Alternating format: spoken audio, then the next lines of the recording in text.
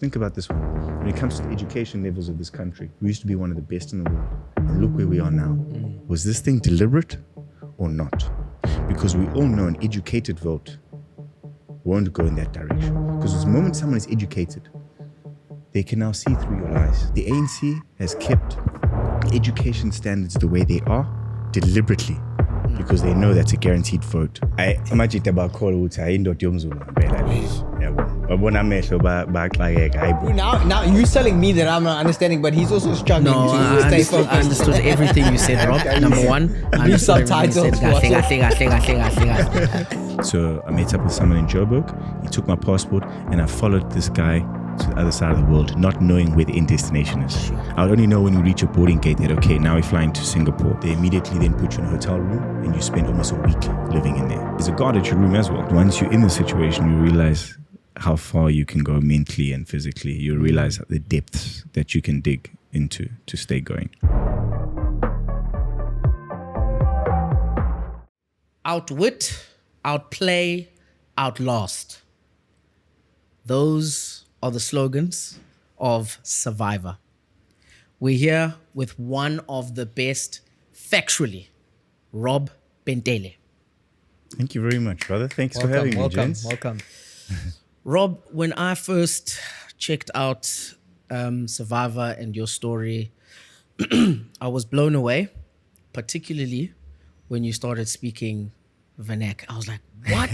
Wait a minute. Yeah. So I'm so interested to know from the beginning, who is Rob and how has Rob's upbringing brought him to where he is now? I know. I say, Josh, I'll speak a bit of Zulu. Ares. Imagine about call ukuthi ayindoda yomZulu ngempela le. Yabo. Babona amehlo baxakeka hayibo. Hey. Kahle kahle isiZulu ngasinele ebeleni. Indoda yasemakhaya. Ekhaya kusemakhamba nemntu.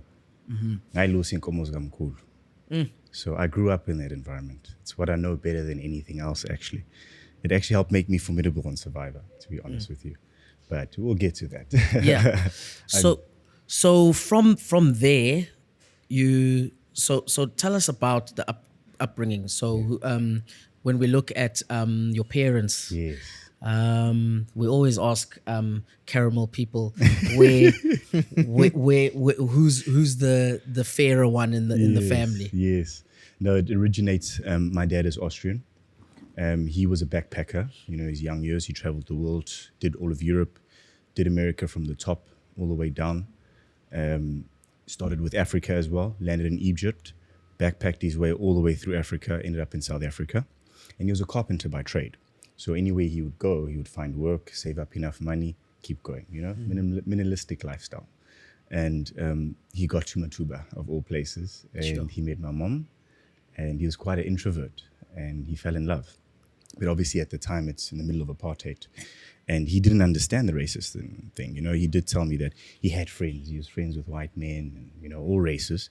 And the moment he said that, no, he wants to go lobola this woman. Like, he's in love now. He wants to make this thing official. He didn't know anything about lobola. He had to save up 2 years just to get the cows. But he respected the culture. That was the important thing. He respected the culture and he paid the lobola. And immediately, his own friends turned on him. And one friend was actually a cop who then turned and arrested my mom. If they could have arrested my father, they would have. But because he was Austrian, it would have become a diplomatic issue. So my mom would stay in jail. And she would tell them, as soon as I'm out, I'm going straight back to him. And that's where their relationship started. It was out there in the rural areas back in 1985 years.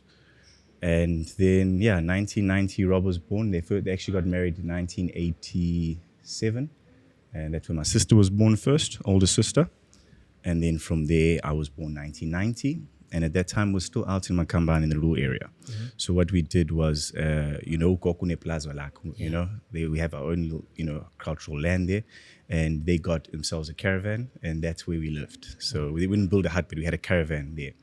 And that was my early years in life. And that is where I really saw how tough it is out there for us, our fellow Africans, But at the time, you don't know any better. So you just think this is life. You think it's normal to wake up, make fire in the morning, bath out of a dish, ambulanda manzi mfuleni, that life, lusi inkomo. But then the political violence started getting a bit hectic during those times, 1990s. So my father at least had the means to get us out of the rural space. At that time was during the IFP, ANC killings. So that political violence was bad. So we went to Gingindlovu. It's also a very small town. And at least they were in a kind of farm town. There was a suburb. We were safe. And we also got the rest of the family from Matuba. They were staying at farms around the area because it was very dangerous those years. So I'm blessed. That's where I managed to get out. And we've been living in town ever since. But the parents always made sure from a young age that if they see this child is not doing well with the Zulu, Straight. They should have sent him, bro. I was just about to say, look. Dude, now you telling me that I'm not understanding, but he's also struggling No, to I stay focused. understood everything you said, Rob. Number one, I understood everything you said. What I'm like amazed at is that resilience there. So your dad just stayed there, hey, and he's just like, nah, this is home. Yeah. How did his family feel about your mom? No, the Austrians are amazing people. Is it? You know, when Mom went to Austria for the first time, there was a parade that they do there quite regularly. And there's a prince and princess of the parade. She was so special as a black person being in Austria. They begged her, please, can you stand with the king and queen at the end? Wow. You know, like that's, she was literally paraded in the streets. Wow. Having a black person there is an amazing thing. Like, Yeah. wow, look at this, you know? So it was beautiful. The families have been, my grandmother would always come down and meet the other side of the family. They really, you know, migrated well together. They really, it was never any worries. I mean, they were truly in love. You know, they stuck together through the hardest of times. And what about Rob the boy, the kid? So I mean, let's be real, the environment is not the same. When you look around, you're looking different, your eyes are different. Did that affect you at all? Were you fine or did No, of course. I mean, it's a bit psychologically tough for any child, I think, to be able to move between different worlds like that. One moment you're in the rural area where you're living in a mud hut, you bathing out of cold water in a dish, and you know, for some reason, you know that thing, Every time. Every time. and you're like, yeah, they sleep late, wake up early, exactly. Wake you up in the crack of dawn to go and bath, and it's cold outside, you know. So I would see that life. I would see town as well, you know, and then I'd be able to go to first world countries and see real what the world is supposed to be like. You know, you see technology, you see trains, you see planes. So you start being able to really walk between different worlds. Most people only see one. You get to see everything. And it's tough in the beginning because you don't really know where you place. You know, am I black? Am I white? Am I colored? What am I? And in the early stages of life, I can say that it was tough. And I didn't understand. And I started learning how to become a chameleon. I could act black if I need to be. If I'm around my black friends, if I'm around my white friends, I can also act white. You know, I was trying to acclimatize. You know, I was just trying to fit in. I was just trying to blend in. Everyone wants to have a sense of belonging. But it was only later on in my life I realized that it's perfect the way it is. Because I don't belong in a box. I can move anywhere to any side of the realm. See, and that actually turns out to be Either chameleon superpower. or comedian, like Trevor. Chameleon, It's one of the two. It's one of the two. Yeah, It's one I of can the adapt two. to any environment, which is beautiful. I found it actually in the end to be a gift. What I thought was a curse, thinking that I don't belong anywhere, Sure. turns out to be a gift because now you're not confining yourself in a box. We confine ourselves in these boxes. The problem with that, though, is in South Africa, there's a lot of, I'll say us, that are mixed across different races. Yes, You can't really classify as colored. yes. Do you hear what I'm you saying? don't even fit in with the colors. Because you don't exactly. understand the colored Yes. community and the culture and all of that. Correct. Because now you're from that and that spectrum. Yes. You know what I mean? Yes. So it's a So bit you of a never hard... really feel welcome anyway. Exactly. It's the other box. You tick the other box. Yeah. That's you. Yeah, they would call me a 1.5. 1.5. Yeah, 0.5. You know, it's like you're not really there. You know, yeah, you don't understand.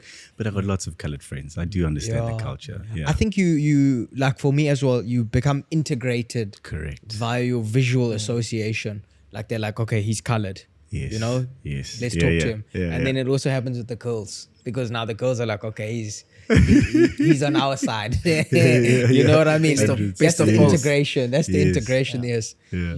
But you've had an amazing journey Yeah. you, with brother. that, growing up in a space that is confusing to a lot of people.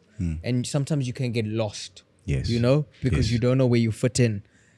How did you bring that all together and find your way during school? And Yes. do you know what I mean? Yeah, look, you know, early years during school, like everyone else, I was insecure. I was even bullied. I started school early as well, just because I wanted to go to school with my sister. They eventually got fed up and said, okay, let the child go to school. So I was already a year younger than everyone else. And in school years, especially early days, primary school, a year is a big difference in your size and stature. Already, you're younger than everyone. So you become an easy target to pick on and be bullied. And at the end of the day, even the bullying itself, it makes you tougher. You eventually decide, I'm eventually going to fight back. You decide to go to gym now. I'm going to, I started doing Taekwondo. I'm an ATA red belt. Straight out of that, I also started with MMA as well.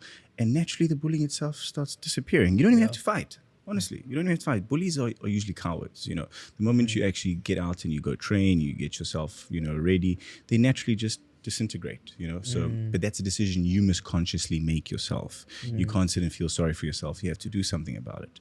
And then eventually, when I got to about grade 9, that's when I decided, okay, that's enough now. Let me get myself in the right shape and mental space to actually get out of this. Mental space, right shape, mixing with different cultures brings you to one of the greatest TV show games ever. Survivor. Man, we are Survivor fans when it comes to, we watched a lot of the American ones, and then the South African one has now popped up, obviously. But I just would like to know from the beginning, what makes you want to do this thing, and then what makes you get in there, and what is the vetting process? Good I'm sure question. there's auditions for days. Yes. Good And question. then you end up on That's the island. interesting. That's interesting because I've never known that background, like the auditions and the interviews, and what does that entail? Yes. What's the first step? Quite a process. Yeah, and first something's got to tell you, hey, let me try this thing out. They're like, hey, boy, you survived the hot town in Austria. You can do this show. Yes, no. So how it actually starts is, my dad was always someone very fascinated about the outdoors. So I've been outdoors my whole life, more than the average person, I climbed Mount Kilimanjaro at 21, for example. I jumped the world's highest commercially operated bungee jump at 15. So I was always doing weird things. Brocklans. I did Brocklans that at was 15. the white blood, I was jumping and underage, things. but I was overweight, so I could jump. That's the only reason they let me jump is because I was actually at the right weight. I did that at 15. Yeah. And then Kilimanjaro, 21. I was the youngest person on the mountain at the time. So I was always into that world anyway. I was always kind of out there. But before Survivor, I'd actually like to rewind to something as well. I fell into the similar trap that a lot of guys fall into at school. When we come out of school, I was all saying, what are you guys up to? What are you guys up to? Everyone's saying, I'm a tenderpreneur. I'm doing tenders. And you remember the whole tender thing? No one got nowhere with this thing. This thing wasted us all.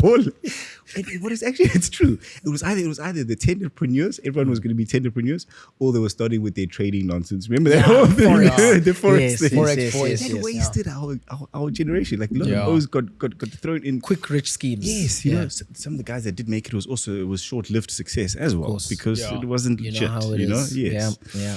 So I, like most of us in our generation, I fell into that whole tenderpreneur thing to think I'm going to come out of school.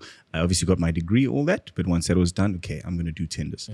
And of course it didn't work, because I had that mentality that we keep giving to each other. We'd say, hey, no, kulea fetai. Just I'm hoteli ANC buff uzothola amathenda umalume bakuphethe nje kulea uzothola amathenda. Nothing came of it. And I that's wasted still years of my life. It's still relevant. Yeah, people it's still look into happening. government to see be my savior. Government, that's not. It was only when that mentality switched off, and that happened roughly at the age of 25. Realized that no, this is nonsense. I need to take charge of my life. I've got the brain. That's all I need. Private sector's there. Let's actually get business going.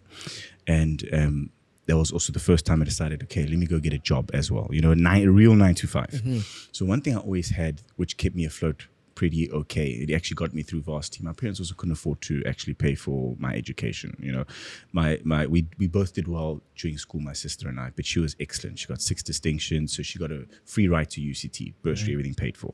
But when it came to me, I was an average student. Get your C's there. I was outdoors guy. Yo, you hit a Outdoors 65, you're guy. overachieving. 65 is huge. 65 is huge. I was getting my Distinction. 60s and stuff. It wasn't bad, but it also wasn't good enough to get a bursary. For sure. Yeah. So I realized, no, I need to figure out how I'm going to get to varsity. So I started a business, photography. Everyone normally knows me in my hometown. I'm known as the camera guy. The guy comes there, takes pictures at your weddings, and that was my business. That's how I actually funded Varsity. That's how I got my first vehicle. During Varsity, every weekend, Friday, I'd be driving around back, from Maritzburg. I studied in Maritzburg. Be driving to Mpangeni, shooting weddings. Sure. And that's how I lived. That was my bread and butter for a number of years. All the way till about age 28. I was still had that going, but that was a side business. But at least kept the food on the table, roof over your head. But at 25, I decided to become a financial planner. Obviously, with the way I can speak to anyone, my clients were everyone and anyone, regardless of gender, age, race, everything. So that quickly grew pretty fast. Within a number of years, within about 3 years, I'd built a sizable practice. So I was pretty okay there. However, roughly at the age of 28, I think that's when Survivor started creeping itself up. I just wasn't happy. I could feel like I'm not achieving at my best. I'm not where I'm supposed to be. Like I could just had this edging feeling inside there that things are not right. And I then reached out to an old friend of mine. Remember Grant and Anele from 5FM? Yes. So Anele Madoda.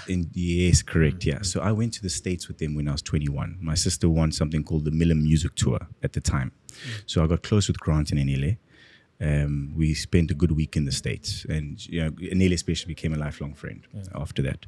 But when I was going through these issues, I realized it's a mental thing. And there was this guy Grant, not a lot of people know, but he's quite clued up in terms of Buddhism and stuff. Because when I was with him, he had this dot on his head. Like something's burnt here, like an actual sore. And I asked him what it's about. He says, no, I was at a temple before I came here, etc., Buddhist things. So I was like, okay, it's quite intriguing. And then I saw how this guy operates. The moment we start airing on radio, because every now and then we'd have to broadcast to South Africa, how's the trip going, etc., he would switch. You'd see a completely different human being. He'd be so charismatic, just on form, just doof, doof, doof. The moment the mic's off, very calm, closed off guy. Like almost as if he's conserving his energy or somehow, incredible. I could see this guy's really in tune with some stuff. So I reached out to him 2018, said, brother, I need help. I'm not in a good space. What can you recommend? And that's when he said, okay, I'll introduce you to a guy called Doran. Doran, yeah. Ex-Special Forces Israeli. He's pretty good at what he does. Go speak to him, he can help you. Reached out to Doran, said, hey, Doran, I got your number from Grant. Can you help me? No worries. There's a shaman coming to the country soon. I'd love you to meet him. His name is Yawabane. Okay, so this time I'm like, okay, what's a shaman? What is this? What am I getting myself into? I don't understand. But I trusted Grant. I know Grant wouldn't put me in the bush. And the time came, go meet the shaman. There's a whole lot of prep you do as well beforehand. So you have to go pretty much. Ex-Israeli Special Forces, very clued up guy, motivational speaker. He clearly knows things. Reach out to him. He says, Rob, you're lucky. One of the best in the world is going to be in South Africa in 2 months. He'll be in Michalisburg. This is how you need to prep. Stay. No meat, no salt, full vegan. No eggs, no dairy. You abstain for at least 2 weeks. There's a lot of prep behind it. It's to cleanse the body. And sure enough, I go up to Michalis. I meet this man. He can't speak a word of English. He's actually flying with an interpreter. And I was blessed to spend 5 days in the mountains with him and completely transform my life in the sense where he just allowed me to open my eyes for the first time in my life. We can all do it. We can all do it naturally. He just guided me through the process on how to do it. And from then on going forward, and I don't really talk too much about that experience because if anyone was to do it, what you will see is different to what I will see. What you need to deal with is different to what I need to deal with. The karma you need to overcome is different to the karma I need to overcome. So your journey is your own and you keep it to yourself. But you come out of there with a very light heart. And I could feel something's changed. I could really feel it. I knew something's going to happen when I get back, something different, something big, something I've never seen before. I didn't know what it was though. Can you just describe quickly what you were feeling prior to going into this experience? Like like you said, you spoke to Grant and he got somebody there, but what is that? What were you feeling that just really said, hey man, I've got to do something? Yeah, I was slipping into a serious depression. I was juggling too much at the time. I could feel I wasn't in the right space. I really wasn't, you know, even financially, you know, you just know you're not where you're supposed to be. It's tough right now. And I was stuck in the box. But at this point, like, I didn't care whether it works or not. I needed to try something. Obviously very nervous. I don't know these guys from a bar of soap. I'm traveling to the other side of the country. Don't know anyone there. All I just know is I'm going to be stuck in the mountains for 5 days. No signal, nothing. You know, Was it a group of guys or? Yeah, so the shaman was there with his interpreter, and there was probably another 8 people as well. It's like a Buddhist retreat. Yes. Yeah. But you stay on the mountain. You stay there in the mountain. Yes, yeah. No tents. No, you got tents and stuff. Yeah. okay. It's not too savage. It's It's not too savage. You're Yeah. We're actually staying in cabins. We actually had cabins and stuff, so it was Okay. decent. Like, it was comfortable, really Like comfortable. zero technology. You just Yes, you're you just stay. out with the nature. You stay away from technology. And then you came out of this and you felt different. Yes, he allowed me to open my eyes for the first time in my life. But then it's more self-reflection. You realize, stop blaming others. You are where you are because of you. That was the most important thing. You know, a lot of times you blame others and you think, I'm here because of this one. This allows you to step back and realize that, no, it's not everyone else. It's you. You can change your life. You are in charge of your own destiny. You know, it shows you not to look outwards, but to look inwards. That is the key. Fix yourself internally. Everything outside reflects eventually. See, so that's all it really was. And this is you see it all across the world. You see it in Zulu culture. We're also in touch with our traditional sides. It's traditional medicine, you know, thousands of years old. And yes, modern medicine is good. We can rely on it, but also there's a different aspect of it. Traditional medicine, it's called plant medicine, specifically what he works with. But it's amazing. It really helps a person emotionally, physically, everything. It aligns you properly. So when I came from that well aligned, I knew something big is going to happen, but what it was, I wasn't too sure. And when the Survivor thing, when I saw actual like trailer for Survivor to say entries are open online, I got goosebumps across my entire body. But as if I just felt, okay, this is it. That is it. This is it. I could feel it almost. As if I literally felt as if I'd really won at that moment. You That's get goosebumps incredible. across your entire body. It was almost like a thing to confirm, okay, this is it. And from that moment, I realized, okay, let me apply for the show. Normal me wouldn't have even applied, but because I believe that this is coming, it's about the belief, really. Even if it's not real, even if it's a placebo, placebos work because you believe it works. Yeah. And that's what it was. When I applied, I already knew I'd get to the next stage. So the application process, you're looking at about at least 6 months. Sure. First, send them a video, they'll sift out, and they'll say, okay, send us a 2-minute video now. You know you're to the next stage. What are they asking for in that video? So simple. They just ask you to speak for a minute. Tell us anything about yourself, you know? And what they're actually looking for is to see if someone can speak authentically. You know, can they speak from the heart? Are they themselves? Because you can play a character when you're auditioning, but then the island will reveal the true person. So if you already are a person who can be authentically you, it already catches their attention because you're not trying to play a certain character or figure. You're just being yourself. So I always advise people, you want to make it on the island, just be authentic, be you. They're not looking for 21 Robs. They're looking for 21 different people. You know, they're trying to simulate a plane going down. That's why they can't have 21 tough guys. They have to have average people. Yes, in an average, on a normal plane, you'll find be a big balance. guys, you'll find elderly people, you'll find the young, it's real. That's why we even dress normally. We're not allowed wearing clothes that look like we were prepared for the island. We're not like actually getting like real water resistant stuff and all that because that doesn't look authentic. There's a guy who came in jeans. I remember the first day. I forgot his name. Man. Even I was wearing jeans. Yeah, but they were big, and the challenge is on. I'm like, bro, how are you gonna survive the rest of this thing with the jeans? Yes. Anyway, sorry. Yeah, no, they legit do that. And then eventually they do what's called a home visit. They come to your house and chat with you longer, do a whole nother video. And then it moves to psychometric evaluations, which you do online. You would sit for like a good 2 hours, just doing the stuff. It's letting them get into your mind. Then once you pass that, eventually you go do physicals where you do bloods like crazy. I mean, even this last survivor with the Australians, blood's extensive. They check everything. They want to make sure that you can actually make it through that because it's physically takes impact on your body. So they want to make sure you can go through everything. And then the last one is you meet with a panel where you have the all of multi-choice there. You even have Nico Panaggio there for the first time in front of you. Sure. And it's like 12 people, you on your own side, and they interview you. But at this time in my mind, I know I'm really going to be on the island. So I was confident. I was like, guys, you really put me on the island anyway. Let's just get this thing going. And they were like, ew, this guy knows something we don't know. He's cocky. Like, he's either really cocky or he knows something we don't know. So I was like, okay, put him on the island. Let's see.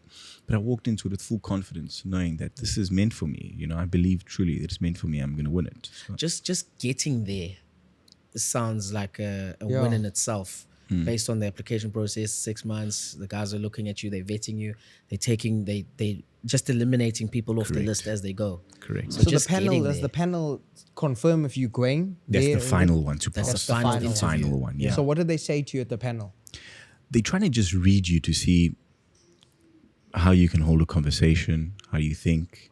Scenarios. They want to see if they can like get you startled, if they can get you shy, because you know there's a lot that's going on the islands. They just want to see if they can rattle you, startle you. Especially Nico Panaggio, seeing him for the first time. They want to see what effect is that going to have on you. You know, most people are like, oh, okay, this is serious now. Panaggio's here. Yeah. You know, but I just held my composure. That's all. And then they were like, This is the guy. Yeah. and then how long after that did you get to the island? And how do you prep now? Yeah. Yeah. tell Right. us No, about no. that. So physical prep is everything. You know, you have to be in physical shape for this thing, especially for me. I knew that I want to be physically, have an advantage on there. So the game tests all dynamics of a person. It's mind, body, soul. Mentally, you need to be in a good state already. You must go in there not having to worry about anything back home. You must be able to separate your mind from back home. If you have things pulling you back home, you're not focusing on the game. So mentally, you need to prepare. Physically, it's easy to just get big and bulky, but then you're not too agile. So you want to get some muscle on, you want to get some fat on as well, because it's a 39-day game. You know, you're going to burn fat, so you want to have an adequate amount of reserves of fat. But then you also need to be agile, so you need to have your cardio good. So I was running a lot, I was swimming a lot. Even my balance, I was actually walking on train tracks. So train tracks are just so thin. If you learn to walk on that thing for a kilometer, whatever beam they have on Survivor is nothing for you. So I was testing all those things. So I get a good about 2 months from there to really get in shape. But I'd started long prior anyway, because I already knew I'm going to be on this thing. You So really the training felt- for me started early anyway. Yeah, I mean, mind, body, soul. Yes. That's Get exactly all what you those were aligned. doing. Were you, the were you retreat. trying to eat differently once you knew you were going to the island, or were you just eating normally? Like, because on the island, obviously, you don't have access to food Correct. to yes. that level. Yes. You know, like a normal fridge. Open Yes. your fridge, make a sandwich. Yes. Did you change your eating before going onto the island? Not necessarily. I was just trying to stuff myself, honestly, because I knew I'm not going to have food ahead there. So I was eating as much, because I was training. When you train hard, you eat as much as you want. Yeah. Honestly, it's really easy. A It big doesn't- thing for me always is the night before. In everything I do, it's always the night before. Like, okay, I'm going to present tomorrow. That night before, how are you feeling? So they'll fly you to Samoa. Firstly, we didn't know what country we're going to for that one. Okay, so remember, this is my first time playing. So I met up with someone in Joburg. He took my passport, and I followed this guy to the other side of the world, not knowing where the end destination is. Sure. I would only know when we reach a boarding gate that, okay, now we're flying to Singapore. Then from Singapore, now I'm flying to Fiji. I was literally following around the world, not knowing the end destination, because they don't want news to come back to South Africa where the island is. Because at this time, the island is still secret location. They don't know. They don't want to tell us where it is, because they don't want it to go back to South Africa. Okay, so eventually you're on Samoa. It's like, okay, we're here now. They immediately then put you in a hotel room, and you spend almost a week living in there. Sure. 'Cause Phone? No phone. no phone, nothing. Ooh. Everything's taken away from So you. what do they take from you? Everything other than your clothes. Sure. How was that? Because we in a generation where I feel like if I don't have access to my phone Yes. for more than a few hours, I'm like, what's going on? I need Yeah. to. Is Yeah. everyone fine at home? Or Yeah. how was that? It was actually good, because it allowed me to clear my mind. It allowed me to mentally get in the space. You know, if I'm on the phone the whole time there.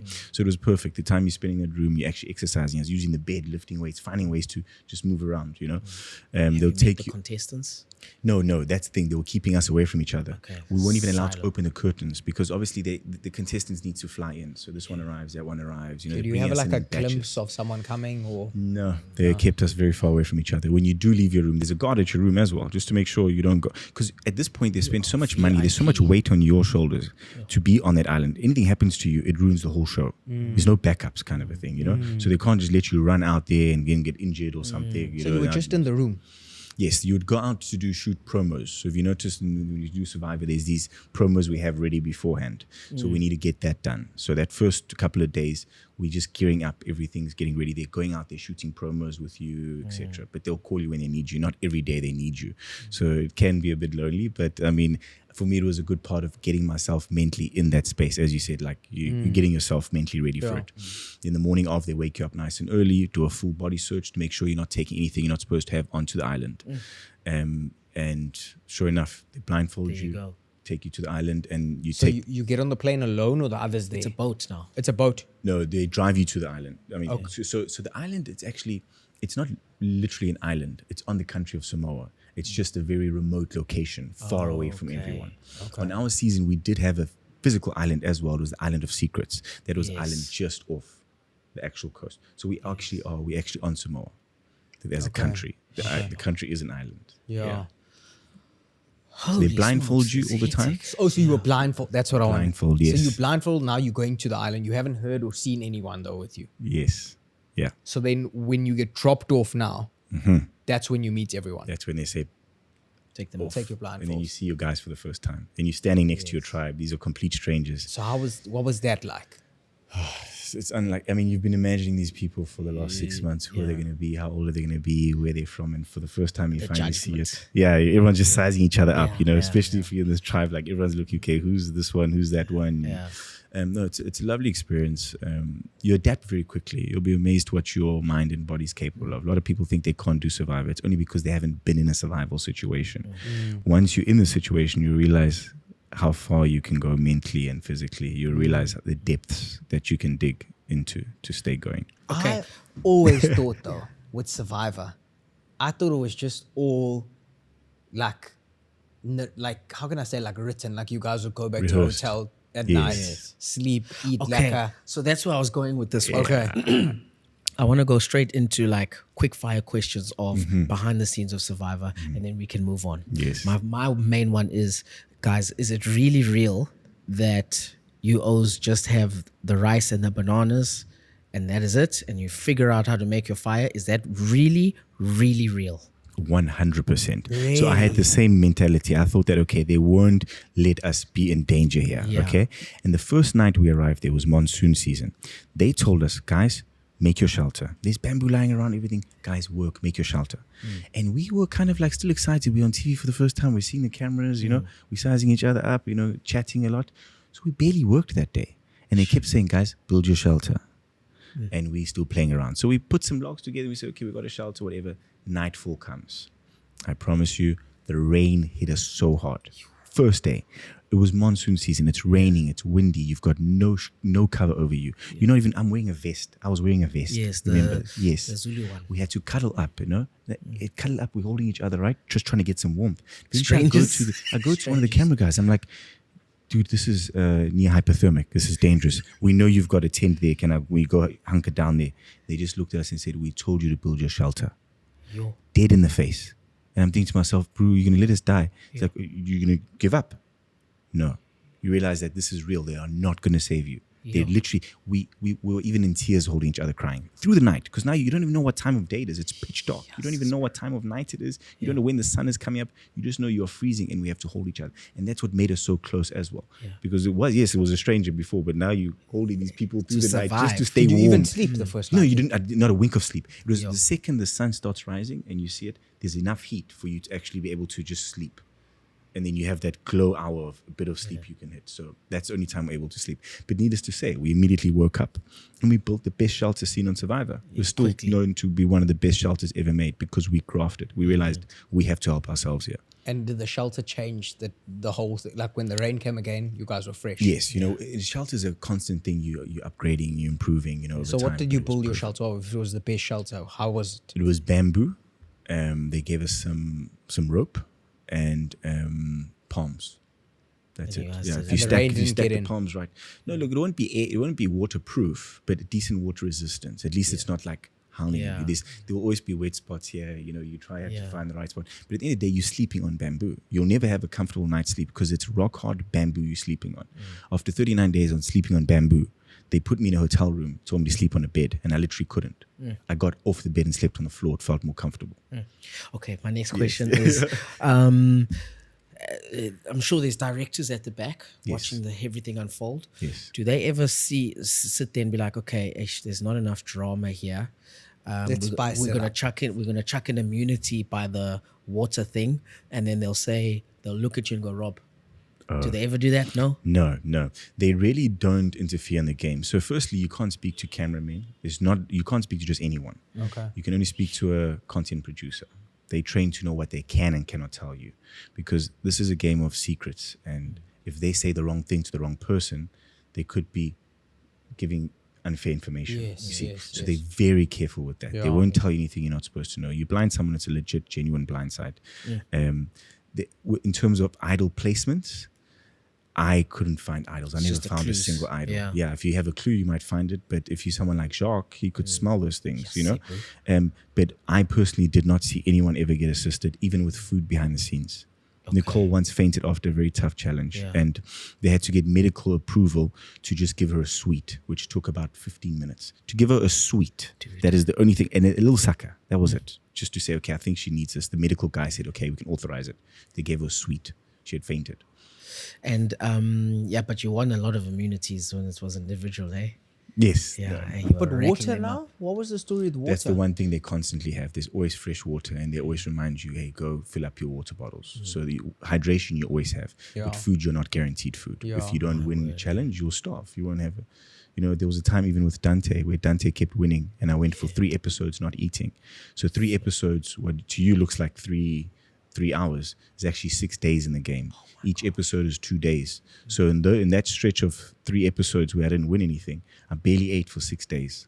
And when we do eat, we have a leaf of grass. A leaf of rice. Yeah. That's what we eat. Our rations was a leaf of rice. and That's it, a day. What was the most satisfying meal you got on Survivor for you The personally? ribs, the pizza. Where do we begin? When you actually see food after not eating for a couple Yeah. of days, you salivate. It tastes amazing. You don't even need salt, right? Your body will naturally make the salt. It's incredible, eh? Like your gratitude levels. But that's also something I learned. You starve there long enough, you realize there's people out there that live like this every day. Yes, you're on a show and stuff, you're surviving and everything. Yeah. But there's people whose life this is. This is I'm just doing, I know it's for 39 days. I'll come out of here with $1 million, fine. But there's people that live like this every day out there, even worse. That's true. And you know what's interesting is that it's a lot more than 21 people. Like it's majority. Hundreds You of know, thousands of and millions. and South Africa, especially if we look at South Africa, we're not out the woods. We're not even close to be out the woods yet. And it's not a lot of people do what you do and reflect and think about the people around them, Rob. Yeah. So what I mean by that is you lived the way you lived with the different cultures and trying to fit in, but then and also mud houses, and then you ended up being able to travel, and then what you did was you looked and you understood the differences.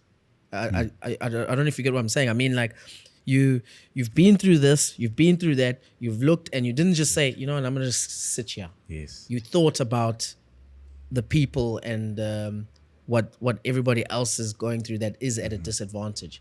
But that's also 100%. because you kind of lived it. Correct. I've walked a mile in that shoe, Yeah. which I find very important. I've walked a mile in the shoes of someone sitting in the rural areas that has no water, no electricity, service delivery. They're being promised for years and years. I've lived their life. I know their pain. I know what it's like. I've been blacklisted when I was younger. When I was waiting for tenders, I was getting trapped as well. Financially, I was in turmoil because I'm sitting waiting to get something from. It's not going to happen, So that's where your mindset needs to flip and you say, okay, I need to learn how to provide for myself. But then once you have the means, once you actually get to a point where you say, okay, I can now take care of myself, your first instincts are supposed to be, how do I help my fellow man? The person who was in the same position that I was in not too long ago, because I know what it feels like, because I was there. I wish someone else could have helped me too, So that's where I think it was the beautiful thing of Survivor is you got ample time to think and self-reflect. You can actually feel, it allows you to go really deep where you can say, okay, I know true hunger now. Not a lot of people can say they know true hunger. If you think that you will never steal, you don't know true hunger. Only someone who's truly starved. I even thought back of how many times in restaurants I saw people throw food away because it just wasn't right. They're throwing food away, wasting. I would have eaten. I realized this and I admitted it to myself. I would have eaten out of a dustbin, any dustbin, as long as it was nourishment entry, because I realized I'm dying here. My body cannot sustain itself like this. So you realize if someone is starving to death, of course they will steal. They need to live, to be alive. You need nourishment. So you start understanding why a person can resort to something like theft to stay alive. I would have also stolen at that point. I was that hungry. Yeah. I need to be alive. So you start being able to understand what poverty and hardships can do to people. It's not them. They're trying to survive. That's what it really is. It's a fight for survival. Sure. Not a lot of people walk out of Survivor and try and make that difference. You're right, because when I watch Survivor, I'm also looking. I'm like, hey, these ones must be starving, bro. Yeah. Rob started with the tricep. Now there's just a skeleton there at the end. I've You know seen, what I mean? I saw the befores and afters of Yes. Survivor contestants while I was looking at your stuff, and it's incredible how the Oaks get there to how they look at the very end. Like skin tone change, everything. you can see the loss of muscle, the fat loss is gone as well. It's Everything. stock. That's The what difference you is asked me. stock. Is Survivor real? What was I'm your like, weight can't when you fake got it. on? I walked in 94 kgs and I left out at 76. So there was 16 kilo lost. Whoa. That's a lot, bro. And on the island, you didn't even try and do push-ups, none of that. You were just... No, you're it's doing too much enough. energy. You're trying to conserve your calories. Yeah. That's also why the guy like Nathan, the reason the tribe trusted me so much is because I always put them before me. The guy who got injured. Yes. Remember Nathan? He was the other, physically tough guy in the tribe. And he got injured very early in the game. Yeah, he you hurt said his leg. You said you're going with And him. I refused to let him go. I carried this man for days. And they kept saying, vote this guy out. And I wouldn't, because he was my friend and I wanted to protect him. And I wanted to keep him in the game. For me, his loyalty was more valuable than his leg. And even Christ asked me to vote him out. Remember that? Episode 4 You know, when you refused. didn't have a vote. Remember when you didn't have a Yes, vote? exactly. Yes, yeah. They were to take him out. That was crazy. We switched up. So I realized loyalty is the most important thing on this island. The reason they followed me was because I led by example. I would never tell anyone go make fire. I would make fire. I would go fetch firewood. I was leading by example. You don't have to tell people what to do if you're doing the right thing themselves anyway. They'll see it themselves and that'll inspire them to get up and do it too. Yeah. You see? So, and I was putting them before me at night when they were cold. Get up, man the fire, make sure it's getting hot. If I can feel cold, they're feeling cold. They're all going to sit there and try and stay warm. Let me get up and go make this thing hot so they can all get warm. It was the stuff I was doing behind the scenes that you didn't see. That's why they trusted me. When we found an idol, the first person they said, give it to Rob. We can all trust he'll use it for one of us. Sure. And I promised them there, day one, I will never play this idol for myself. I'll play it for one of you. I'll never use it to save myself. I'll use it to save one of you. And at the end of the game, that's exactly what I did. You didn't play that strategy isn't one that people would say I want to win this game though, because the way we know Survivor, you gotta lie, cheat, and steal. You have to lie, You cheat, know? Eddie Guerrero, boy. You know, That's how you get through. Yes. It's like it's unheard of. Correct. When you play it so clean. But you sort of already knew you won. Yeah, well, yeah, but you know, Do you get what I'm But, saying? I try to also switch the game up. I think that's why it's never happened before and it hasn't happened since. Where the person who wins the game, the country also votes as the fan favorite. Because I played a clean game. In comparison to how Survivor can be played, it's like snaking, backstabbing big each other. time. No, I was putting my tribe before me. I came in there and I said, these people, I never chose them, but it's us versus them. And I'll protect you guys. Because I know by protecting them, I'm also protecting myself. And we just held such a strong alliance. I realized that I need to inspire loyalty from them. But I need to, in order to get loyalty, I need to give it. So I was protecting them. And we protected each other all the way through to the end. sure. So Let's Who talk were about. you most, can I ask you this go while for it, we're here? go for it, go for it. Who were you most intimidated by when you first got to the island? Who did you look at and you were like, okay, okay, that's an easy one. We had an Olympic athlete in there. Yeah, Rocco. the big Afrikaans guy. I called him Superman. Yeah, Yeah. I nicknamed him. was that your guy where you thought Physical. you'd lose Physically to this and- guy? Yeah, physically, no chance against him. But Yeah. once again, yes, physically, he's far superior. But then you just find an angle where you can get to him. Everyone has a weakness if you know how to find it. Maybe his social skills, whatever it is. So I just used his strength against him. In pre-merge, I said to the guys, listen, guys, you can see how tough this oak is. Once he hits merge, he will take every single individual immunity. I won't beat him. If you're looking at me thinking I'll take him on, no ways. So you might as well vote me out. Leave him in the game, vote me out, because this guy will clean it out for everyone. So you use your strength against him. You call him Superman. Now all of a sudden it was like, okay, this is Threat. the biggest pressure's threat. on. Now boom, then they turn on him. So you just, it's about perception. If you want them to take out the toughest guy, point out the toughest guy. Like Put Lord of yourself the just Flies. under. You It read is the very book? much. It's one of the only books that I really loved as a kid. Lord of the Flies. It was Amazing. really like that. yeah. Amazing. Very similar way of changing the narratives. True, exactly. You change the narrative to suit Yeah. you and the people that you're protecting. Yeah. So let's fast forward a little bit. Winner. How did that feel?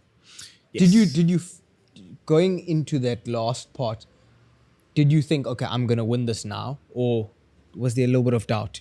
There was never doubt. That is the key. It's doubt. It's planting a seed that only gets strong. You need to remove all doubts. That's also something I learned from the shaman. But- is never doubt it. See it as if you already have it. You need to see it in your eyes, visualize it's real, and you need to emotionally charge it as well. It needs to excite you. You need to almost feel as if it's real. Never doubt it. The moment you doubt it, you're planting a seed that'll destroy it. Hey, I'm learning something. Yeah, that's amazing. That's profound. Yeah. Very profound. And so you did you get text, by the way? No, it's a bar, tax free. Yeah. That's a bar. So everything. So it's actually like an anomaly. It's an anomaly. It's something that's not supposed to happen. But now, if you win again, now you are in that profession. At that time, I was a I photographer. see, I see. So it's not my usual income. So that's what protects it. So that and the car, where that was all tax free. But Because it's an it opens a lot of other doors now. Once you win, Yes. it's now, cool, we've got this guy. What can we do with him? correct. That's know? more valuable than the money itself. To be Yeah, honest with you, yeah. a lot can spin off of it. What did you obviously- miss the most on that island, though? The island itself, I mean, it's beautiful. You're literally living in a postcard. It was the sense of camaraderie with the tribe. You know, when you watch the show, you're always seeing the action. Just remember, they're trying to condense 2 days of footage into 1 hour. Episode, yeah. So you miss a lot. There's a lot of downtime. We sing together. We joke together. Like, they're showing you the most dramatic stuff.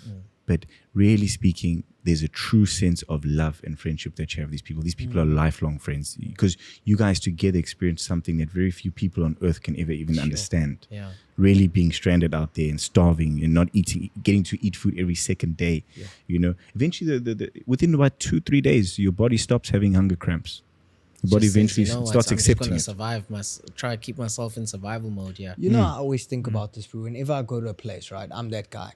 I always try and identify the toilet situation because I like my toilet to be, I need that sense of when I need it, it must be there. It's that situation. Survivor. I always think about this, bro. Toilet situation, toilet paper. What are we doing? Do they give you toilet paper? Yeah. What are you guys doing? Good question. Yeah. So when you first get on the island, they say to you, okay, you guys can walk around as a tribe, find the area which you guys are going to deem to be your toilet. And then when you walk towards that area, the cameras will stop following you. But you walk there alone. Because you remember, every conversation we have has to be recorded. Okay. So we go around, we call it Coconut Grove. So you go do your business there, you take a coconut, you cover it there. And then they also advise you don't use leaves to clean yourself up. It's most cleanest. You just take a little walk of shame to the ocean and you rinse yourself out there. Yeah. So you were, For 30 We years. were squatting. so all there's of no us. toilet paper. There's no toilet paper, nothing. But you You're see So you're now- doing one of those walks. Yes, you know that yes, walk? yeah. To get to the water. Yeah, you gotta do that walk there. Exactly. But you see now- Eventually, they all started doing what they called aqua dumps, where they just went there and then crap. certain things are floating around Oh them. my gosh, bro. It's savage, but it's Yeah, it's you've got to do real. it. And then something else for me, hygiene, bro, like smell now. We stink. We genuinely stink. What actually happens during the family visit? So eventually our families come there and they warn them. They say, listen, guys, these people really smell putrid, but please try and not Be cool turn, about it, yeah. But our families didn't care. They were so happy to see us. But we truly stink from beginning to end. But we all stink, and we're so used to it, we can't really smell ourselves as well. But initially, did you get a whiff of like someone? You're like, yo, bro, this guy kind of It starts clanking. Yeah. starts clanking. When someone clanks, that means they stink. They're bad. See, so I do know colored words. Yeah, I'm with it. I'm with the mix. So then you can't. There's no soap for a while. No soap. For the whole thing. You don't want soap, actually. Yeah. That's a challenge you don't want to win. It's always a reward where they go treat you out to a spa and stuff. You get to shower and wash your hair. Yes. The guys that do that suffer. They come back, and now your body naturally builds an oil around it, to protect you from mosquitoes and stuff. Because we expose them. Mosquitoes are killing. But these natural things kick in. The moment you go shower, those guys that did that thing and come back smelling all nice were destroyed. Insects were finishing them. So we had already adapted to it by then. Yeah. And they got rid of that natural layer wise. around I them. didn't think so about you don't that. want to win that. You don't want a bath. No. I hear that. Yo, bro, because I struggle at gym sometimes with just some of the bras. Like some of those, bro, you have no right to smell like you've been on the Survivor Island after 40 minutes of cardio. You have no fucking right. Sorry. We all know that there's guys at the gym. Sometimes there's brothers that feel like they've been at the Survivor Island. Dove can change your life, bro. Please. I also know, I'm like, that problem didn't start here in the gym. Yeah. It's a long-term you side can't effect. think that fast. Bro, you can't. You And can't. it's as though those Virgin Active benches capture the smell. You know the red benches, the red ones. Before we had the black ones, we had the red ones. Those red ones, once the bras finish on their bench, you just get on that thing and now it's smelling like you need to win immunity and bath, bro. Please. Your senses are sharp, bro. No, they're sharp, bro. Yeah, They're sharp. sharp. I also know I can see when someone smells. You know that. That's a trait. I Because you don't- have to smell when someone smells. I can see when you smell. You can see. I can you, see. You need to take this man to the Buddhist retreat. Bro. He needs to cleanse himself. Can you hear what's happening here? Bro, you're telling me you can't see when someone clanks. I can't It's a see it, certain man. profile of person that you need to. Mind, body, you just- soul, bro. Mind, body, soul. Mind, body, soul. Mind, body, Yes, you soul. see. Yo. Shaga's trying to get you on the right path now. trying We to need get to to. He's very good. I need though. to take Josh with me to Makhali's. Yeah, he's very good though at identifying perfumes, cologne. Yeah, He's good at I can that. smell cologne. He's like, hey, is that Don Perignon? I don't even know what they call these days. Is that champagne? I don't even know, bro. I don't even know. He mentions these crazy We've all names. got our My traits. lips are dry. Let me quickly Need just some. 1 second. Okay, let's talk about winning, right? What doors that open for you, and what's the first thing you did coming out of that? So yeah, one survivor. Obviously, it changes your life overnight, and a lot of media you have to do, publicity, engagements, etc. Eventually, the dust settled. I moved to Joburg. I decided that's the best place for me to be right here, right now, because there's stuff we're working on with multi-choice, etc. There was a lot of things we were actually planning, and then it being my luck, COVID happened. So, but it was all right because it gave me time to think, and I thought deeply, and I was like, okay, while you're here, try and do something that can help people. Try and do something to benefit others. That's really the primary thing. Like, you okay now? Okay, I'm fine. Now, let me try and help others. And at that time was when GBV was a huge problem. And I decided, let me tackle this. So I obsessed about it long enough. Eventually, I figured I've got a solution, but it was something that's never been done before. And that's when I went again. I thought, let me just knock on some government doors. At the end of the day, it's GBV. I want to help people.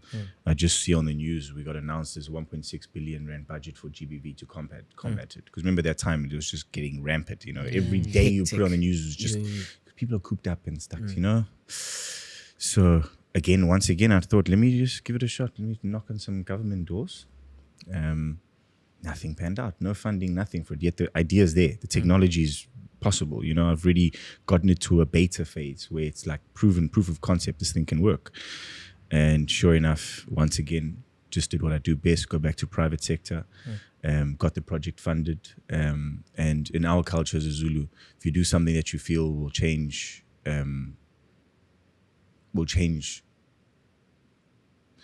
if you feel you've got something of significance, you go to your king to say, Bayete, this is what I've got. Do you give me this blessing to do this? And that's what I did. I went to the Zulu king, Mr. Zulu, and I showed him everything. I said, this is what I want to do. And he loved the idea and he backed it. He realized that this thing can save lives.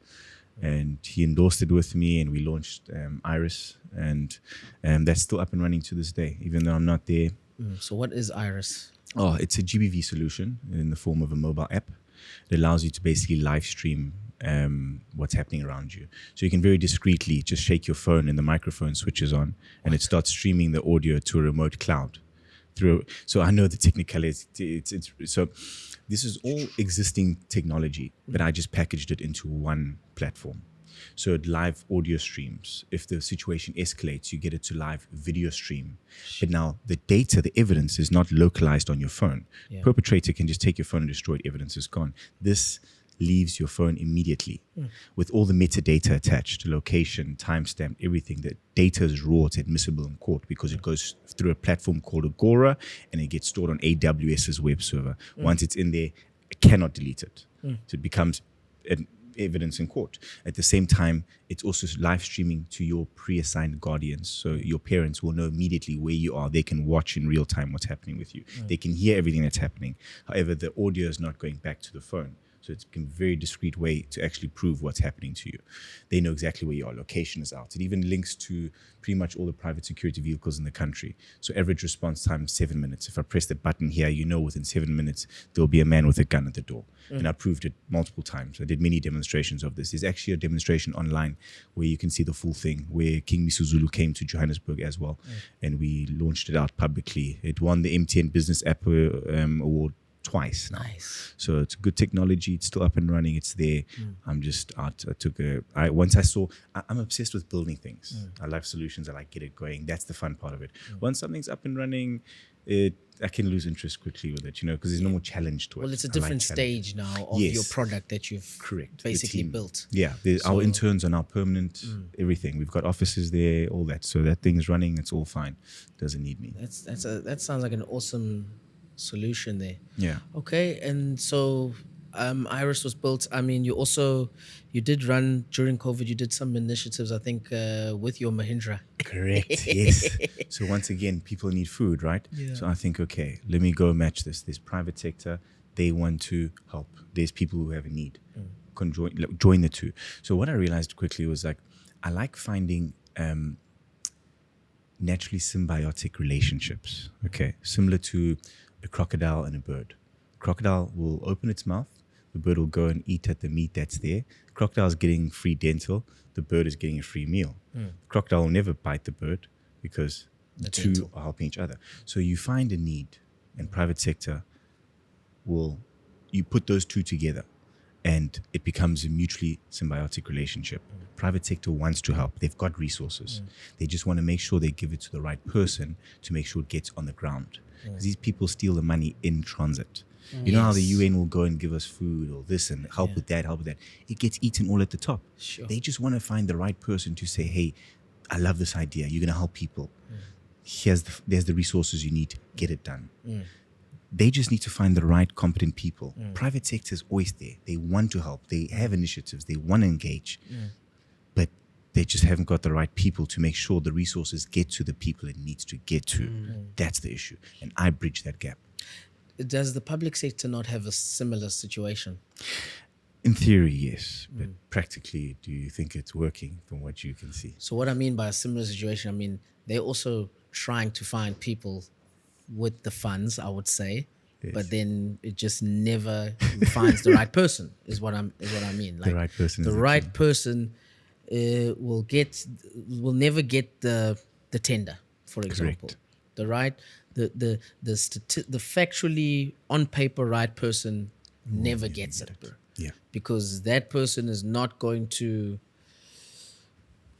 buy cool drink money or whatever for whoever. I would assume. So the right person would never do that. Correct. the right person won't Yes, do that, which is why they won't get the So tender. That's why I'm thinking maybe the public sector has the same problem. No, It's true. No, I just find it a way of bridging a gap. So Yeah. I was doing that on Survivor. Those two different fractions, you be the bridge in the middle. And it's similar with that private sector, government, people that need. I always like to bridge the gap between two parts. That is always what I've been doing, and I love it. It's the key, bridging the gap of two different worlds. so you are based on this life story and just looking at your roadmap Mm-hmm. where you're at. Where is Rob now? Okay, What good is question. what is Yes. Rob looking at now? 100%. So immediately, as soon as I could get out of Joburg, moved back to my hometown. I'm a Mhlatuzi boy. I'm in Pangeni, Richards Bay. That is my home. That's where my family is. That's where I grew up. As soon as I could, I went straight back there. I've also worked in private sector, Johnson Workwear, Aramex. I've held management positions in decent companies. However, my heart always goes back to how can I help people? And I've reached a point in my life now where I think I've gotten myself and my immediate family around me, comfortable enough where I can now start focusing on the people around me, the people I grew up with, Mhlatuzi itself. Because since I've been back, I'm only seeing more and more that, there's a need. People are in trouble there. People are hungry. And I look at the world of politics and I realize it's very polarizing right now, as it is. It's What's happening in Mhlatuzi? Sorry. okay. Let's go to Mhlatuzi. Yeah. So currently, Mhlatuzi is being run by a IFP and DA coalition. Since the ANC was taken out and they're running it, and things seem to be going better, but the problems aren't fixed. There's still serious issues we've got there. We can see improvement, especially with the DA finally getting their hands on the ground. So we can see improvement, but we can do better. We can do better. We can do it much better, quicker. Right now, as we're speaking, people in town in Richards Bay, children, are getting sick from the water. This is happening in Skaweni. These cases are coming up. The water, it's not clean. Service delivery. We just had a problem, huge problem with the rubbish there as well. They're busy dumping, they can't pay the people for the refuse. What's it called? Sorry? Refuse. Yeah. So Yeah. we're having refuse issues there. The corruption. That's the main thing. It's corruption. It's a lot of people get into politics with the intention of benefiting themselves. If you're in politics, it's a life of servitude. You are there to serve the people, not yourself, not your interests. The problem is that they get into politics. Say, for example, they start off as a ward councillor. This guy's maybe making 20K a month, okay? And then when he sees a brown envelope of 100,000, this guy's jumping now, he's doing whatever you want. changes you, He's eh? already been bought. Yo. See, he hasn't got his own resources. Yeah. So me knowing very well that I want to move into that sphere, I make sure that I'm okay. So that brown envelopes don't entertain you anymore. You mustn't come into government hungry, because that means you're coming to eat now. You must eat private sector. In government, you're here to work. You're here to give. You're here to serve the people. That's the difference. So before I even entered the political realm, I made sure that stuff is taken care of. I'm not hungry. I'm comfortable. I'm not super rich or anything. No, I'm just average, comfortable. And now you're not so easy to be bribed and corrupt. Yeah. Not much There's a- influences you. Yeah. Yes, correct, yeah. And You have a strong need. I want to call it a need, but I don't know what it is. But you have a strong need or urge to give back, to help. Where does that come from? I know we've spoken about what you've experienced in Survivor and Yes. all of that, but is there something more there, or well, I think it's the way I was raised. Ubuntu kahle kahle. Yeah. Indlela engikhule ngayo emakhaya. Ugogo uhlala engitshena ukuthi I can't be happy by myself. I like to see me happy. I want to see everyone around you happy. That's really it's you don't get so much pleasure making yourself happy. It's just the way I was born. I like to see everyone around me happy. I don't want to see my fellow brothers and sisters starving out there, not having a roof over their head, not having clean water to drink. And I know very well there's resources to help these people. I know 100%. Mhlatuzi is the second biggest in KZN in terms of our economic power. 6 billion, yes, goes through that port. Sure. Second only to Durban. It's not a small place. Yeah. We've got major industry in Mhlatuzi, Sure. big industry. And we've got the deepest natural port in Africa there. We are the economic hub. There's actually all, in terms of commodities that move through there. Yeah. We're moving all that stuff. Coal is coming out of there. Big industry is in Mhlathuzi. Why doesn't So this make... why are people don't even have clean drinking water is beyond me. Why is a granny still walking to the river with a bucket to fetch water in a place that economically powerful? See, somewhere along the line there's a disconnect. Yeah. I mean, I didn't even know that fact, that there's such a huge... the economy is pumping there. That's Our where... budget is 6 billion. 6 billion. But people are having trouble with the basics. That's always the case in Africa. Bro. There's countries with phenomenal resources for years and years, and the people suffer the most. Africa's known for its resources, its rare minerals, you know, but we suffer the most. And then you look at first world countries that thrive off resources, and everybody's hundreds. And then you start to join the dots a bit better and realize something's happening there. It's at the top. Yeah. Yes. It's like there's a bucket of water and it's all being captured at the top, and there's a small little funnel at the bottom for the people. Yeah. Yeah. That thing needs to open, and the funds and the resources need to get to the people that need it. Yeah. It's all being... You know, our economy is we're biggest in Africa, obviously we know that. But we're in the top 25% in the world. Out of 180 countries, we ranked number 40-something. Out of 180 countries. Our GDP. Yeah. It's the highest in Africa, but it's in the 40, I think we were 42, 44 last I checked, out of 180 countries. So Africa is not poor. We've got ample resources. We just get painted with the brush. Like whenever you travel, right, and you're in a first world country, whenever I'm in a first world country, I'm like, bro, South Africa's better. South Africa's literally better.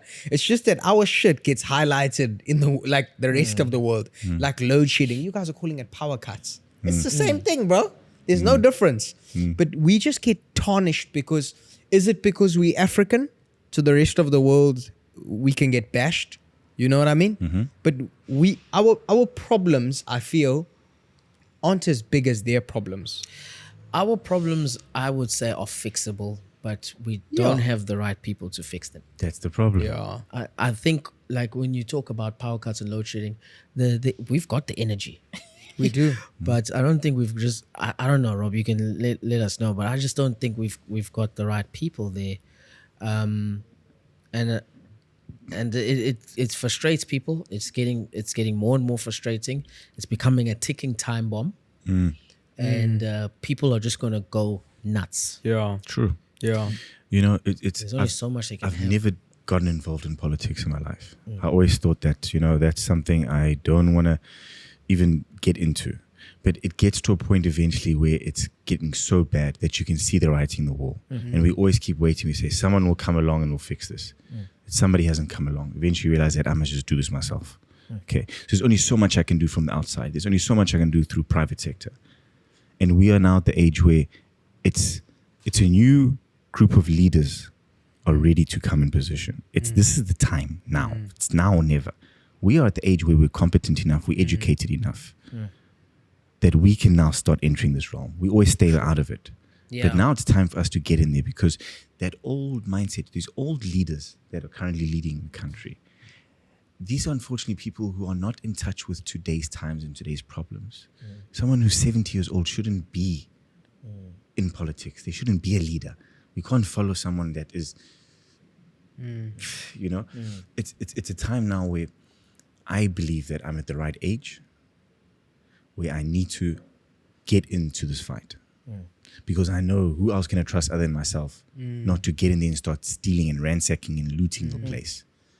All that needs to happen is people who have no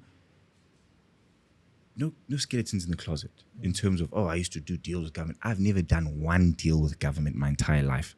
And when I look back at it now, it was actually a blessing. Hey. God was helping me we there. tried. I truly believe it was a blessing. They made Thank me goodness. scoff. Yes, exactly. And I'm grateful for it, actually, because now I can enter the sphere and confidently say, I've never done nothing with government. I've never taken 10 cents from government. I'm coming here to help. I'm coming here to uncover the corruption. Because the people who can uncover it are most likely part of it in the first place. So they're also going to hide all that nonsense. Because once you get into parliament, they just come with old files. Like this. Yes. Like the guy from the DA. Yeah. What was his name? He was in parliament Who rocking and rolling? The guy, The guy who was using racial slurs. it was right? on TikTok, yeah. Then they Yeah. put him in MP. They put him as an MP, and then they took him out. Is it Immediately. host? I think it is. Is it Yeah, host? I think it is. was host. Yeah. Yeah, They so, just dig out Yeah, files. yeah. But you see now, if you look at Rob's files here, Survivor. Survivor winner. So yeah, what I want to ask is this approach that you're thinking about. There's got to be something different, if you know what I mean. Why I say that is because people do sometimes get into spaces where they become influential, and then they go this route. I don't know for what reasons, but what I'm looking at here is how you approached Survivor. It was unconventional. Yes. Is this same this is the unconventional same approach. unconventional Yes. way? And I think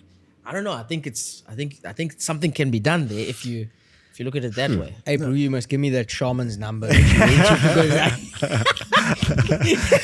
Whatever happened there, we need to go I check. just found myself in a very unique position. The question I have here for you is, yes, as they get older, they've got to start giving way for the younger generation. Is there anything we can still learn from older people?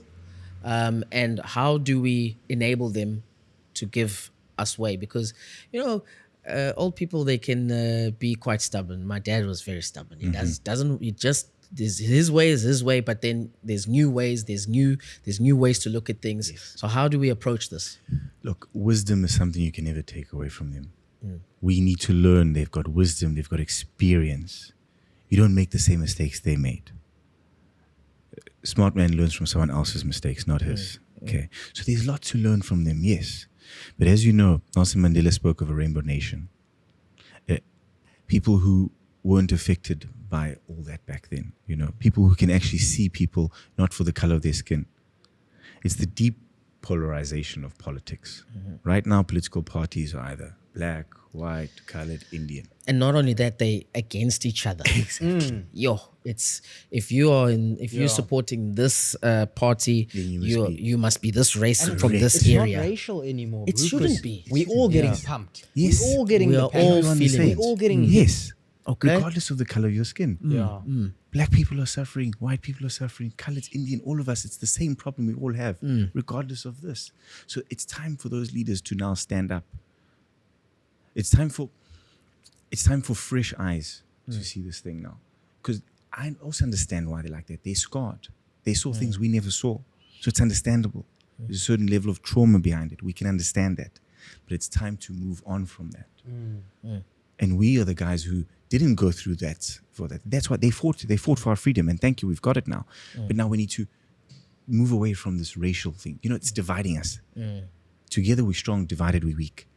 So I'm coming into this thing to say, and the DA is the only home I found for myself, honestly.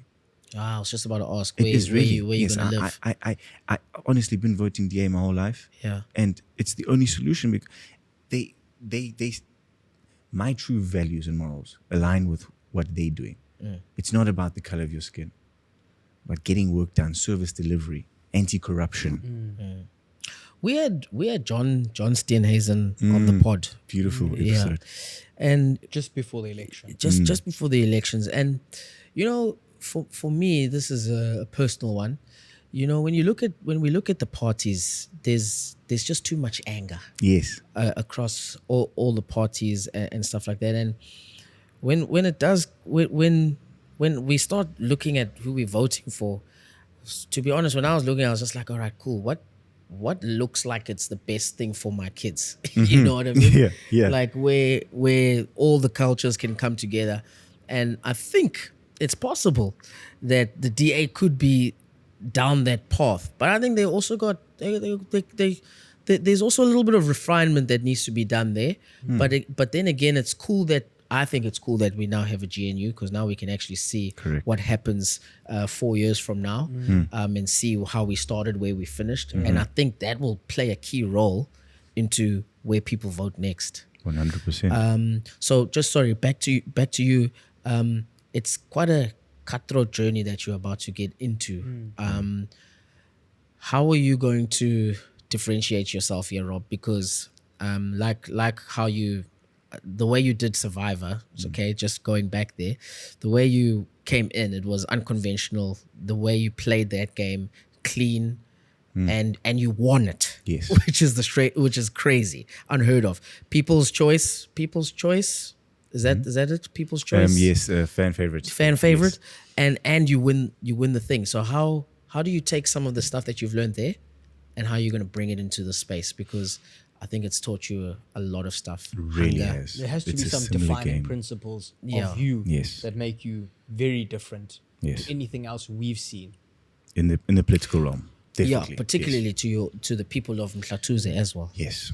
So the first and foremost is corruption. That's truly the spearhead of my fight, is corruption. And the only person who can call out corruption is the one who's not corrupt himself. I also see myself as a bridge. Instead of dividing people, can unite people. I understand the problems in Makai. I understand the problems with the white guys, Afrikaans, Indian. My own fiance, she's Indian. I'm colored. I've walked a mile in all those shoes. You got a Rainbow Nation on your Correct. My dad is white. Yeah. So I know the struggles of all sides. And I can, instead of separating people, you try to unite them. And you create bridges. You don't burn them. And I know this journey ahead is going to be tough. I mean, I've started it already with DA. So I have registered as a counselor. I've already passed the first layers of inspect. So they do like a background. It's quite a rigorous, actually, just to become a DA counselor, very rigorous. They don't just let anyone in. So I was just about to ask, do Yes. they do, is it a rigorous process for Properly. just DA or? No, DA is very, I don't know about ANC. So if you were ANC, is it not the same process? in no ways I believe it is as stringent. Oh. DA makes sure you are qualified, you're educated, you give them your CV. They do background checks when you just ANC do. is like, hey, bro, my cousin. Yeah. No, they're proper. joking. You actually do tests. You sit in Yeah. front of a panel. I believe a counselor should represent the interests and needs of the community. Firstly, they should be from that area itself. I grew up there, been living there my whole life. You need to understand the issues of the community and be able to relay them as well. Doesn't help knowing the problem, but you can't even articulate it in the first place. You need to put the people first. You know, a lot of people become counselors just because they want a salary.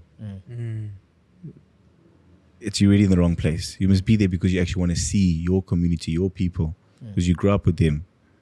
You want to see them thrive. You want to see them prosper, and you want to fight for them.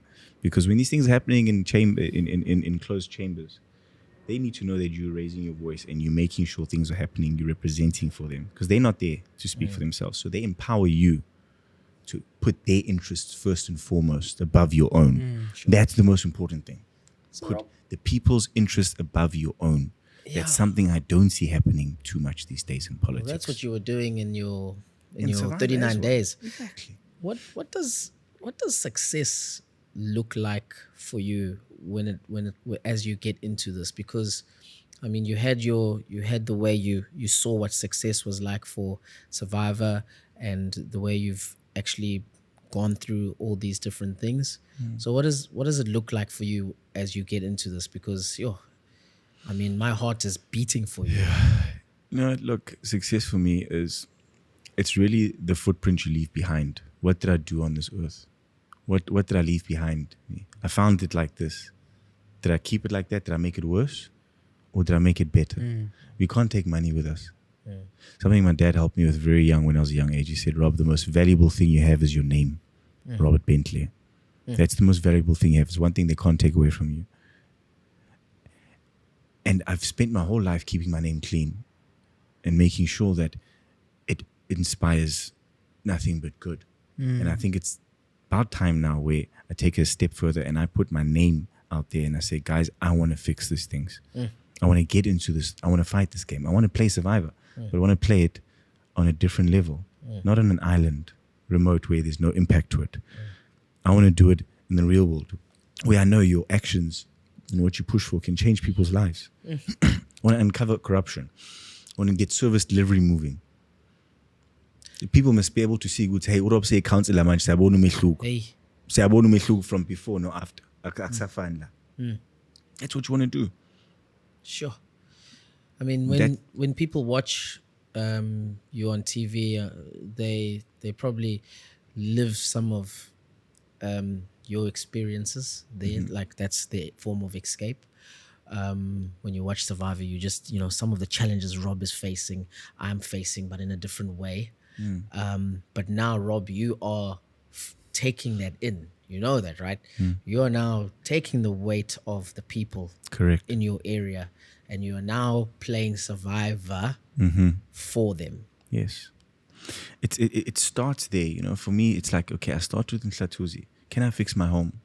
And if I can, then we zoom out a bit more. We start saying, okay, Zululand or KZN, how can I improve things here as well? And then if you can get that right, you keep zooming out more and you keep trying to increase that circle of the effect you have on the people. You start off with your home, but as you rise in the ranks and it's like a proof of concept. Once we can see that, okay, this worked, there's a difference here. Money is not being stolen anymore. Service delivery is there. The political killings in my area. Have you heard about that? The political killings. It is bad. People are dying like flies. Political killings, literally in broad daylight in the municipality. Yes. Murdered in broad daylight during the day in the municipality. Why is that still going on in 2025? I think I saw a video of something like that on, was it on Twitter, where the guys came into a post office. Was it a No, post this was office? in the municipality itself. The municipality. Yes. What But it's not making big Shot news. dead in broad daylight. Why is it not making headlines? Yeah, obviously want to What are put we it missing? under the carpet. Shrug it under the carpet. Sure. It's all a byproduct of corruption. People are stealing. I've been sitting here and I've heard everything you've said. And there's something that's weighing heavy on me, and it's has to do with the political space in South Africa. This is not the easiest of spaces. It's hostile. Is there any fear in you of walking into this space? You see, the circumstances that we grew up in has given birth to a different caliber of guys. My generation, the guys I move with, we're well-rounded, versatile. There's no angle where you'll find a weakness for us. If you want to try play games physically, we've been training our whole lives. If you want to bring guns, we got our competency. The guys I move with, you know them. There's no vices between us. We don't have weaknesses. We've got no problems with. There's no alcohol issues. There's no drug issues. There's no weaknesses. Ladies, they always come at you and they try to find your weakness. It's a group of gentlemen that I surround myself with. You know how they say, show me your friends, I'll tell you your future? These guys even have degrees where they don't even have to worry about lawyers. You want to go with them to a boardroom, they'll finish you there. You want to go into a courtroom, they'll finish you there. Any angle you come at, it's covered. It's a different breed of colors. It's a different breed of man and that's where I learn from. And I've become like that. I know how to handle myself. So not to say that I'm bulletproof, but almost any angle you come at, it's covered. Yeah, bribery and all that. We covered there as well. Financially, we don't need your money. We're fine. We're all set.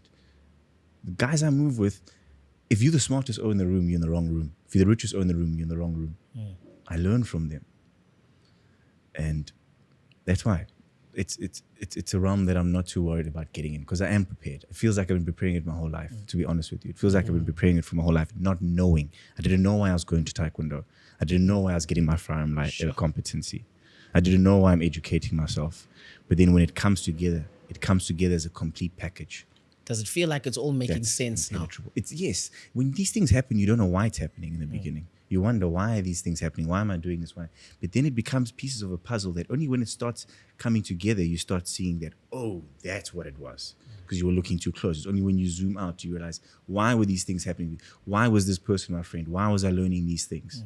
It all comes together. You can try and beat me fair and square, but when you lose there as well, because I call you out in political realm, that's what's going to be so nice. It's very nice. I can walk into it.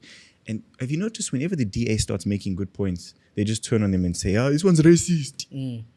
Whenever they start getting to the real nitty gritty, they're corrupt, they're stealing money. Oh no, you're racist. can't hit me with that angle. Sure. I'm bulletproof to that thing. Hey. Am I racist to who? What? My fiance, Indian. My dad, white. My mom, black. Me, colored. Who am I racist to? When I hit you with a good point, you can't hide behind racism. Yeah. And that's what I want to make sure.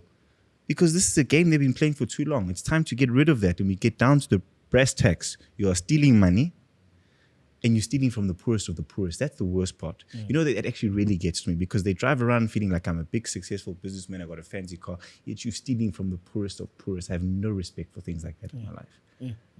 The poorest of the poorest. Rob, there's a there's a fire burning within you, bro. No, because it doesn't get you. You know, also think about this one. Guys, Josh, think about this one. When it comes to the education levels of this country, we used to be one of the best in the world. Yeah. We used to be world-renowned, high education standards. And look where we are now. Okay? Then I start questioning this. I start asking myself, was this thing deliberate or not? Because we all know an educated vote won't go in that direction. Won't go to people. Because the moment someone is educated, they can now see through your lies.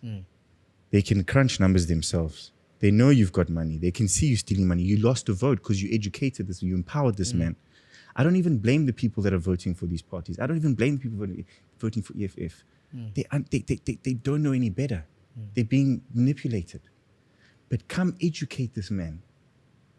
And then their minds open. They see, whoa, we're being led by idiots. I honestly have a theory that the ANC has kept education standards the way they are deliberately because they know that's a guaranteed vote. If I educate this man, I can't buy his vote with food anymore. So the key is to empower the people, get the education standards high, let their eyes open, let them make informed decisions themselves. And then if you still want to follow the EFF into destruction, then fine, that's your decision. But the more people start empowering themselves, well-rounded, I believe the votes will start going in the right direction. That's all it is. But it does irritate me because it feels like they did it deliberately. It feels like they sabotaged our youth. They sabotaged our future, deliberately keeping education standards lower so that they can control and manipulate the people. And that is very painful to think about. You can't do it alone. You've got your own tribe. I've got my tribe. Yeah. The people I surround myself with are ready to go. So I naturally, I believe things should never turn to violence. I don't see why they should be. I'm a very diplomatic person. I believe in compromise. I always tend to find a way to bridge the gap between two people. If one person is saying we must do this, that one is saying this, I will find the balance point between the two of you guys that will make us agree that we're moving in this direction. Because I want us to move together. We're stronger working together than we are going in separate directions, being divided. I will always do my best to try and get two sides to find a balanced compromise zone. That is what I intend to do. But And that's what you've been born into. Yeah. Your mom and dad, they came Yes. from completely two different spectrums Correct. of life. Correct. You know? Yes. And there had to have been some sort of compromise. You know, your 100%. mom being imprisoned Meet each other for a while while in the middle. because of that, and your dad realizing that he's going against the law for love. And it's something that you're doing as well. Because you're going with your back against the wall here Yeah. to fight against odds you don't know the outcome of. I mean, even God forbid something does happen to me. It's just one life. At the end of the day, my intention is to save many. So I'd happily sacrifice one life for the benefit of millions. Even if you don't get there, so what? You've just lost one life. But there was a chance that we could save millions of lives. We can improve the lives of millions of people. If there's even a chance that this is successful, Sure. I have no choice but to go for it and do it. If there is, it's just a chance. So what? Who cares? If something does happen to me, it will actually be worse because now you just created a martyr. So better not even go that angle. Even you mentioned bridging the gap a lot today. Is it worth also trying to bridge the gap between the private sector and the public sector? True. Very good. No, that's right. Look, let's face it, guys. Government hasn't got money. Okay. Private sector needs to be involved. Like, that's what I love about Richards Bay. You need someone within government that understands the mechanisms of private sector, how they work. Okay. Private sector moves in a very different speed to government, which is why I'm glad I've never worked for government. Private sector, we operate. You need someone who understands how private sector works to engage with them with government. And then you also have another angle that you didn't mention there. It's the tribal leaders. The tribal leaders. I'm one of the very few people that know how to go to emakhaya. Ngikhuluma nenkosi. Ngithi, hey, baba. Respect. Mhlonishwa. Yeah. Ngiyakwazi ukuzithoba. I know how to approach our leadership. Omkhulu bami laba. I can speak to them and say, Baba, nayi project la. We need this land. Can I please have your blessing? I know how to ask for it. And then once you've got that, I also know how to go and then speak in a boardroom. Tell those guys, I will come with such a solid business model. It's airtight. So you're bridging once against the gap between the leaders have access to all this land. They've got the land. But unfortunately, they weren't blessed with the education that I was. Yeah, and that's also part of the violence when it comes to Richards Bay. It's with the lands and Ongosi Exactly. and the chiefs. Correct. And stuff. I remember my sister used to work. Yeah. As well, saying municipality selling our land and vice versa. You need to be able to be You in need the that middle, medium. in the between, to bridge the gap, to say, no, Klonish, this is what's happening. Let me help you. Let me bring private sector investment in there. We need to, at the end of the day, I want to engage private sector to create jobs, opportunities, employment. You've seen what kind of projects I'm working on. Yeah, I've shown you. We just yeah. can't speak about it yet exciting. because it's not ready. Yeah. But a project like that is a game changer. You're unlocking previously unused land. Now you're creating employment. You're boosting tourism. You're putting a place on the map. You know, right now people come to South Africa, they go to Cape Town, they bounce. Pretty much, okay? Yeah. I want to make sure they hit Cape Town and they will stop in Richards Bay on the way out as well. They'll be like, okay, we need to go see this thing. Yeah. You know, that's what you want. You want to be able to say there's a difference that I've made here. From when I came to now, there's a difference, there's a footprint. It goes back to your question as well, Josh. What do you want to leave behind? It's that footprint. I can't leave, money is, you can't take it with you. But that footprint, that legacy, you can. That's what I'm working on creating. Rob, man of the people now, man. This is So profound. This is absolutely massive. I mean, you came here, we were thinking, hey, we've got the winner of Survivor, but there's so much more to it, man. Yeah, I'll believe There's it. so much more. This is the real island now. yeah, Yes. you are It's the here. same game, And you just going on a to bigger tribal scale. council. Yeah, Yes, and it's a very similar game. It's also a numbers game. that's exciting. It's a relationships game. Before we close, I know there's probably not much you can say, but did you enjoy the latest Survivor that you were part of? Yes. The this question next is, did you enjoy? The question is, did you no, enjoy? This next Survivor it's a game changer. It's, and I obviously can't talk about anything on the island itself. But it was an amazing experience. Honestly, I'm humbled and I'm blessed. The fact that I was even chosen, even the fact that I was selected as the only guy for representing Africa. It's a blessing, and I'm really It's huge. It's huge. You know, I'm humbled just by that. You know, that they recognize me to say, okay, let's put him on the stage with the best in the world. That on its own was an amazing accomplishment, and I'm really proud that they actually brought us in. We got representation. We got an African on the Big Survivor now. And then you pulled up, they're like, the guy from Africa. They're like, oh, but the profile. It doesn't look like it. But then I hit you with my Zulu. Then you don't Then you're like, question okay. it. Amazing. Never ignore the universe, the messages that the universe send you, because the way I look at this, based on how you've told the story, it's been designed to put you where you are now.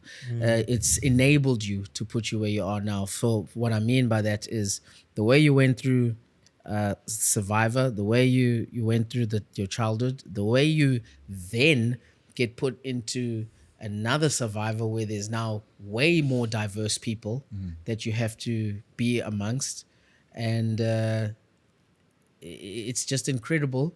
And you are one of the brave ones, to be honest, to actually finish this chapter of your life, look back and say there's more that I can do. You're one of the brave ones. I can tell you now, from a vulnerable standpoint, if I was Rob, I'm calling myself a weaker man. Listen, let me tell you why. Because if I was Rob, I would have won my Survivor.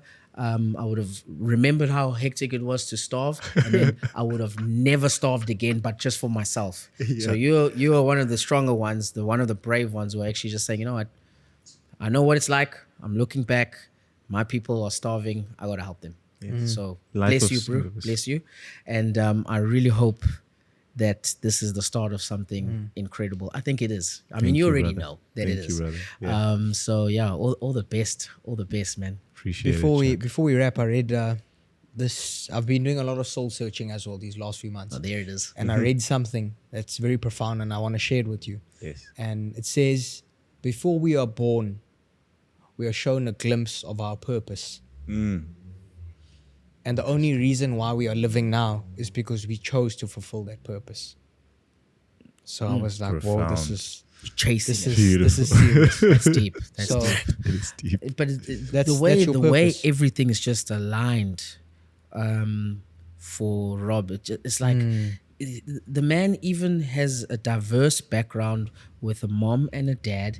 He's fluent in isiZulu. He Uyakhuluma. he knows he knows about the indigenous part of where you're from. You went to Joburg and you said, "Nah, I'm coming back Oh, home. say Kai You know, is I'm Zululand. coming back home." Yeah. And it's a lot of people chase the fame. Nah, So Rob, well done, man. I appreciate Yo, it, brother. well done. And well then, done. then they blessed you with good looks too. Hey, No, Yeah, Hey. This Josh right there. now he's intimidated. No, man. So yeah, but thank well you. done. Yeah. We look forward to watching your journey, This is a new one. and Thank you. like Survivor, we would like to vote for you to Yeah. be part of our island. yeah. This down. this time Thank we're writing your name on the board to keep you, not to take you out. The tribe has spoken. No, I appreciate it, guys.